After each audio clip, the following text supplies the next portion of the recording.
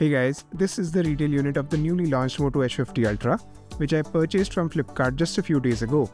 This phone packs in some really impressive specs, so in today's video, we'll test its overall performance including benchmarks, memory management test, and obviously gaming test. So without any further ado, let's get started. Starting with the benchmarks, the Geekbench score is pretty good, and the 1.5 million score in Antutu is especially impressive. The storage test score is also mighty impressive, thanks to the UFS 4.0 type storage. Coming to the graphics performance, these are the three tests in 3D Mark benchmark app.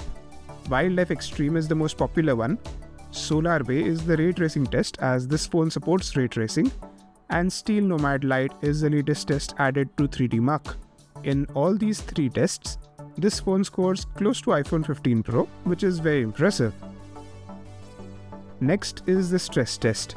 Even here, the phone is doing a good job. The GPU stability is especially impressive. Next, we test the UI smoothness and RAM management of this phone. As you can see, this phone feels super smooth and there is not even a hint of stutter or lag. And this phone successfully opens all the apps from memory without restarting any app. So even in terms of RAM management, it's doing a great job. Next and the most important part is gaming. We are starting with PUBG or BGMI. This phone should be able to handle this game in 90 FPS, but there is no 90 FPS option available right now.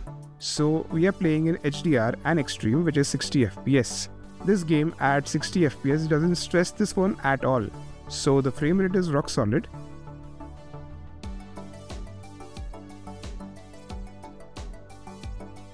Even after a few minutes of gaming, the frame rate is still the same, there is no dip in performance, and the phone barely feels any warmer than before.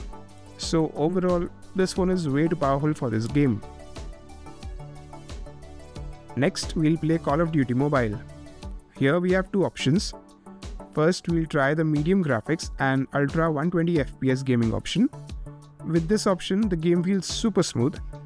The frame rate is not 120 FPS all the time, but it is always more than 100 FPS, making it buttery smooth.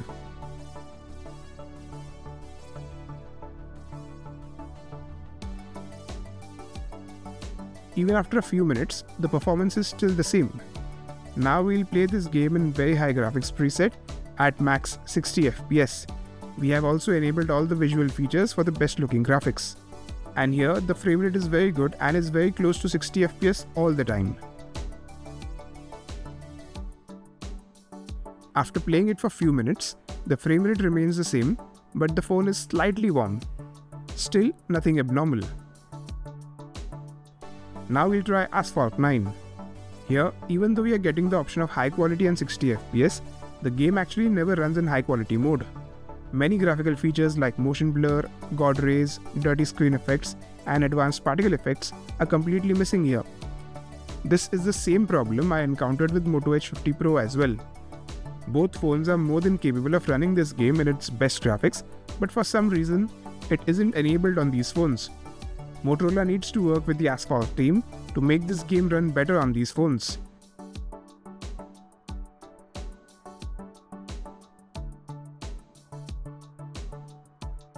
Even after a few minutes, as this game is not running at its full graphics, it is hardly putting any stress on this phone, and so the phone is barely getting warm. Last but not the least, now we are playing Genshin Impact in its highest graphics at 60 FPS. This is easily the most demanding game of the bunch, but still the Moto H50 Ultra is able to play this game at near 60 FPS.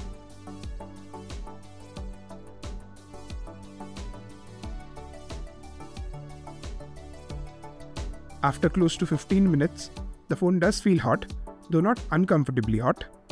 Now we can see some throttling as the FPS is down to 45 to 50 FPS, which is still very playable.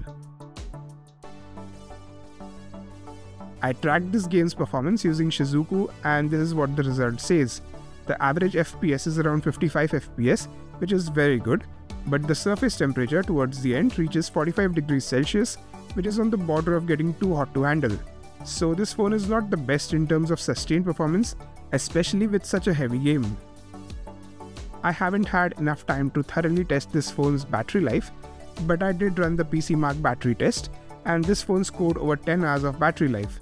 In my experience, any phone that scores over 10 hours in this test usually has pretty good battery life. Still, I'll test the battery further and share my findings in the full review. Alright, so to conclude, this is not a phone made for extreme gaming. It doesn't have any massive vapor chamber cooling systems or any special gaming features on offer, and a curved screen is also not the best for gaming, but what this phone does provide is a very smooth user experience and enough power to handle pretty much anything you throw at it. With the long list of features offered by this phone seems to be a very well-rounded package, which might not be the best at any one thing, but it is pretty good at almost everything. Alright, that's it for this video. Hope you enjoyed the video and found it useful. Please like, comment, share and subscribe to my channel down below. Thanks for watching.